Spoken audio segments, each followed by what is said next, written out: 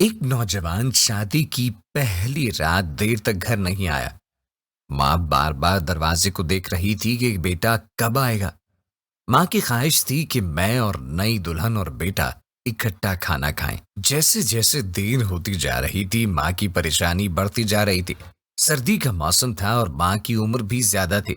जब सर्दी हद से ज्यादा बढ़ जाती तो माँ 5 मिनट के लिए कमरे में जाती थी और फिर वापस हो जाती थी।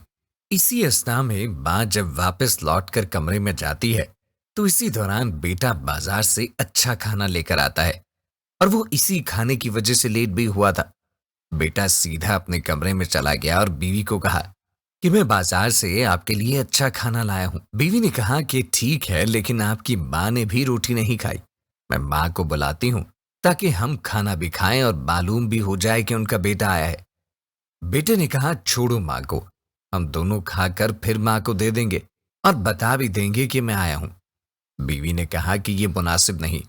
अगर आप कुछ हैं तो ये माँ की वजह से है, और मैं अगर आपकी बीवी हूं तो ये भी आपकी माँ की वजह से है।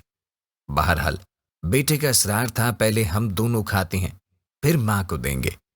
बीवी ने जब देखा कि ये इंसान नुमा जानवर है तो फौरन कहा कि मुझे तलाक दे दो, मैं जानवर के साथ नहीं रह सकती हूँ। बाहर गेट के साथ माँ बेटे का इंतजार कर रही थी।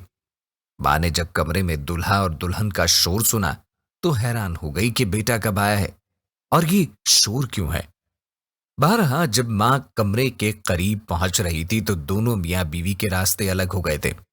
बीवी अपने माँ बाप के घर जाकर कुछ अरसे के बाद दूसरी शादी कर चुकी थी और बूढ़ी माँ ये सदमा बर्दाश्त न कर सकी और इस दुनिया से रुखसत हो गई। इन्ना लिल्लाहि व इन्ना इलैहि राजिऊन। 35 साल के बाद ये औरत हज पर जा रही थी, अपने 5 फर्माबरदार और बहुत मालदार लेकिन मां की गुलामों की तरह काफले की शक्ल में जा रही थी। सहरा में एक फकीर बद हालात में भीख मांग रहा था।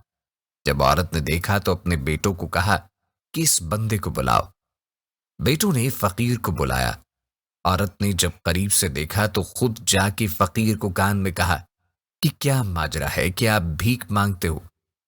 फकीर ने कहा कि सारी उम्र बहुत पैसा कमाया, अभी जब बूढ़ा हुआ तो बेटों ने घर से निकाला और अभी मजदूरी नहीं कर सकता हूं तो मजबूर होकर भीख मांग रहा हूं।